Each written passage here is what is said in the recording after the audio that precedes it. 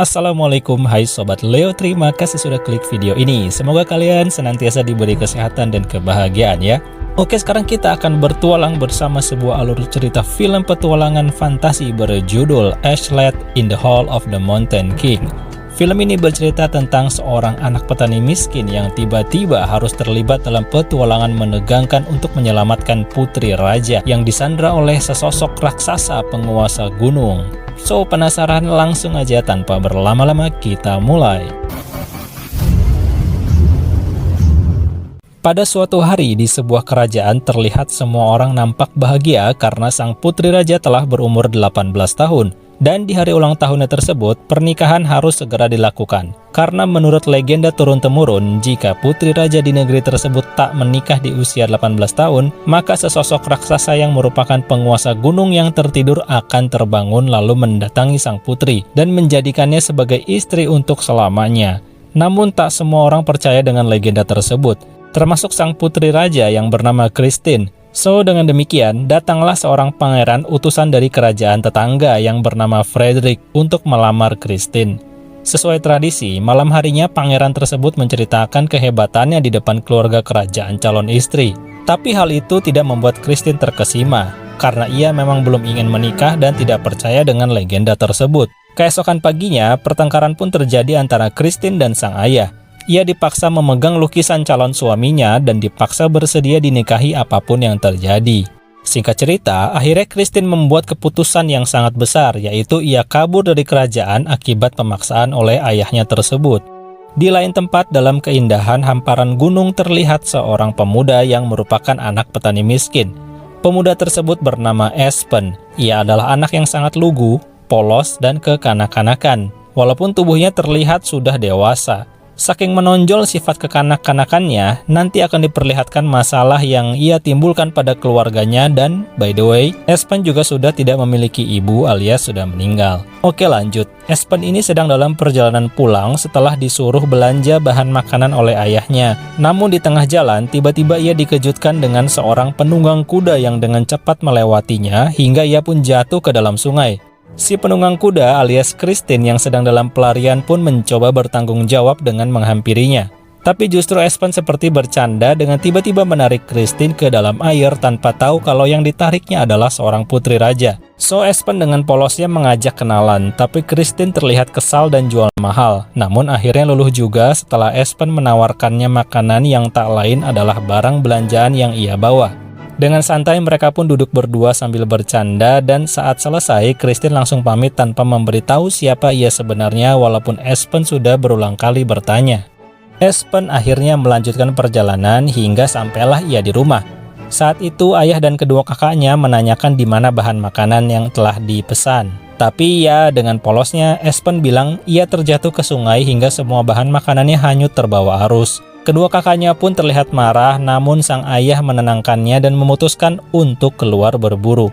Setelah dengan sabar menasihati Espen untuk menjadi lebih dewasa, sang ayah berpesan agar Espen jangan kemana-mana alias menjaga rumah. Tanpa waktu lama, berangkatlah ayah dan kedua kakaknya untuk berburu hingga malam pun tiba.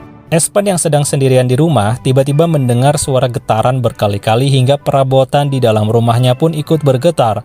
Espen yang kekanak-kanakan pun melihat keluar dan seperti mendengar suara geraman yang aneh. Saat itu bukannya ia takut, tapi justru ia berimajinasi dengan legenda raksasa penguasa gunung yang akan lewat. Setelah itu, ia justru semakin bergaya seolah sedang menghadapi monster raksasa dengan tongkat yang ia gunakan untuk merapikan perapian di dalam rumahnya. Dan tanpa ia sadari, salah satu serpihan bertebangan hingga menyebabkan kebakaran yang tak dapat ia kendalikan, hingga satu rumah langsung terbakar sia-sia. Singkat cerita, keesokan paginya, ayah dan kedua kakaknya telah pulang membawa hewan buruan untuk dimasak. Tapi kelelahan mereka justru disambut oleh rumah yang tinggal puing-puing dan Espen dengan polosnya mencoba menjelaskan. Sang ayah jadi sedih melihat keadaan rumahnya, terlebih saat melihat lukisan mendiang istrinya ikut terbelah. Di tengah kesedihan, tiba-tiba muncullah rombongan Pangeran Frederick yang sedang mencari Christine. Ia bertanya pada mereka semua serta menjelaskan ciri-ciri fisik sang putri alias Christine dengan sangat rinci.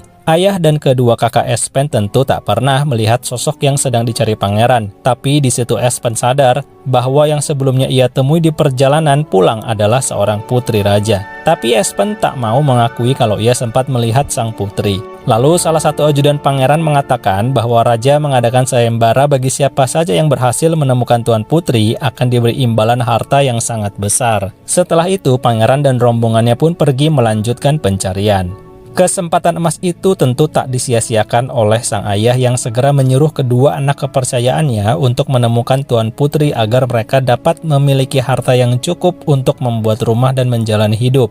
Sedangkan bagi Espen, kali ini kesabaran ayahnya telah habis. Sang ayah menyuruhnya pergi dan jangan menampakkan diri lagi. So, dengan sedih dan polosnya, Espen pun pergi menyusuri hutan hingga di dalam rimbunnya pohon-pohon besar ia mendengar suara aneh yang meminta tolong. Setelah ia sampai di sumber suara, ternyata itu adalah sesosok makhluk semacam penyihir yang sedang tersangkut hidungnya. Espen dengan polosnya menolong penyihir tersebut. Setelah itu, si penyihir bertanya pada Espen mengapa ia datang ke hutan berbahaya ini seorang diri. Espen pun menjelaskan kalau ia sedang mencari seorang putri raja. Lalu si penyihir pun mengatakan kalau Espen sudah terlambat karena sang putri telah diculik oleh raksasa penguasa gunung. Satu-satunya yang dapat melukai kulit keras raksasa tersebut adalah sebuah pedang yang bernama Veigar. Tapi konon pedang tersebut berada di sebuah rawa angker dan telah hilang sejak lama. Espen pun tak terlihat takut mendengar hal itu. Karena telah ditolong, si penyihir memberi Espen sebuah peta ajaib yang dapat menunjukkan semua tempat yang ingin Espen tuju hanya dengan meminta pada peta tersebut. So akhirnya Espen telah mengetahui lokasi untuk mengambil pedang Veigar. Lalu ia berpisah dengan si penyihir untuk memulai petualangannya. Di tengah jalan, ia sempat menemukan bekas kuncir rambut sang putri dan lucunya ia tak sadar kalau ia sempat berdiri di bekas jejak kaki raksasa penguasa gunung. Sementara itu, di dalam kerajaan seorang prajurit sedang melapor pada raja kalau mereka menemukan kuda Tuan Putri dan juga ada sebuah gigi yang sangat besar. Saat itu, sang raja menyadari kalau putrinya kemungkinan besar telah diculik oleh sang penguasa gunung.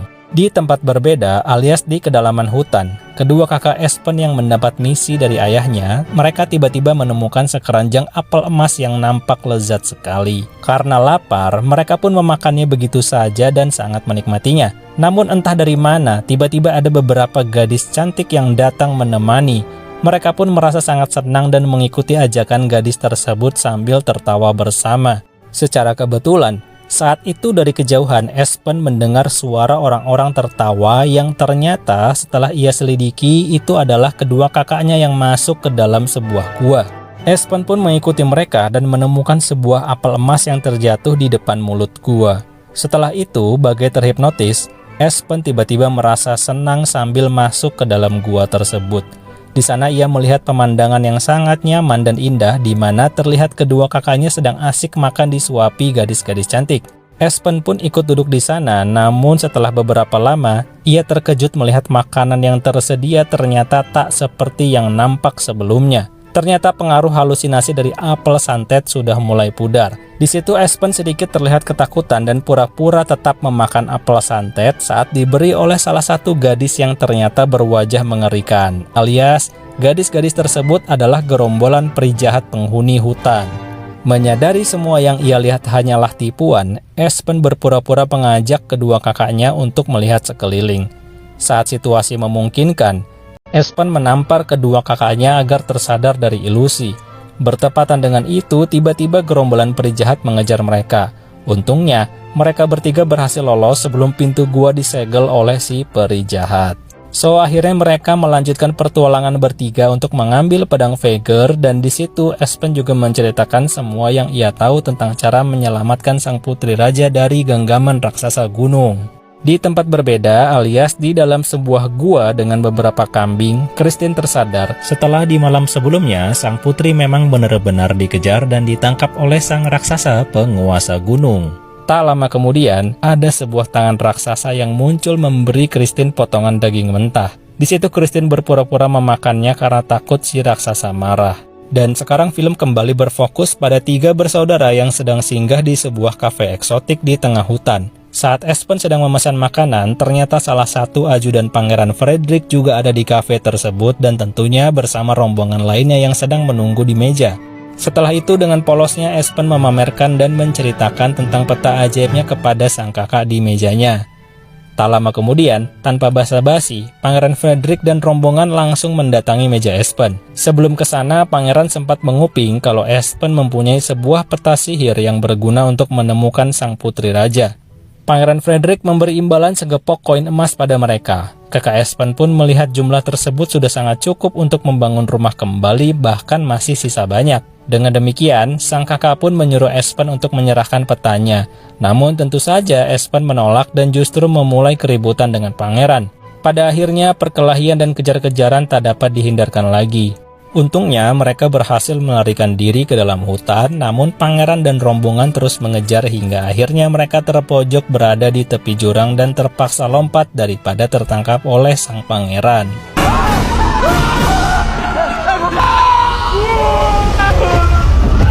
Petualangan pun dilanjutkan hingga mereka sampai ke sebuah hutan lembab di mana ada papan peringatan yang menyuruh siapapun untuk jangan masuk. Tapi karena sesuai petunjuk peta, mereka pun tetap masuk hingga sampai ke sebuah rawa yang cukup menyeramkan dan berkabut.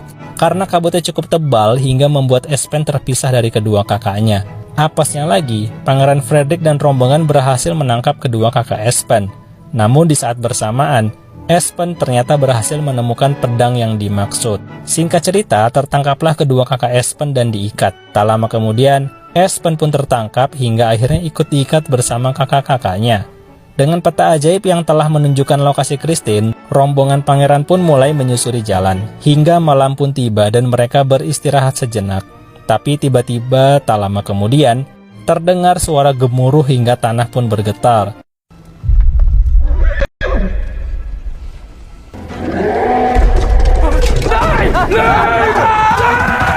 Suara geraman itu makin kencang hingga akhirnya datanglah raksasa sang penguasa gunung. Untungnya semua berhasil kabur, namun sayangnya salah satu kakak Espen dan Pangeran Frederick ditangkap oleh sang raksasa dan dibawa ke sarangnya. So dengan demikian, Pangeran Frederick bertemu dengan Putri Christine. Namun karena terlalu banyak bicara menyombongkan diri, ia digetok oleh Christine hingga pingsan. Pada akhirnya Christine berkenalan dengan salah satu kakak Espen dan dari sana ia jadi tahu kalau Espen memang sedang dalam perjalanan untuk menyelamatkannya. Kembali ke dalam hutan. Setelah mencari-cari di tempat peristirahatan, akhirnya Espen menemukan pedang Veigarnya dan melanjutkan perjalanan dengan kakak sulungnya. Singkat cerita, akhirnya Espen sampai ke sebuah gua di dalam gunung. Semakin masuk ke dalam, ternyata terdapat ruangan yang sangat amat besar yang sepertinya memang sarang si raksasa penguasa gunung.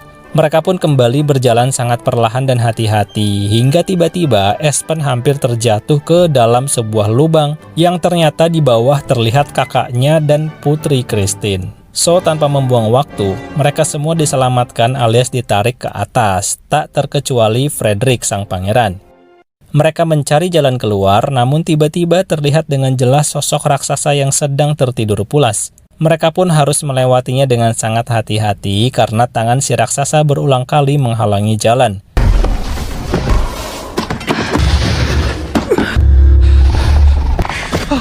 Nah, saat tiba giliran terakhir alias gilirannya Pangeran Frederick, ia justru tersandung hingga membangunkan raksasa yang kemungkinan akan mengamuk. Mereka berlari keluar gua dan berencana menuju puncak gunung karena kelihatannya sebentar lagi matahari akan terbit. Karena ternyata raksasa tersebut berasal dari jenis troll yang hanya bisa aktif di malam hari dan akan menjadi batu jika terkena sinar matahari. Mereka terus berlari dan troll raksasa pun terlihat terus mengejar.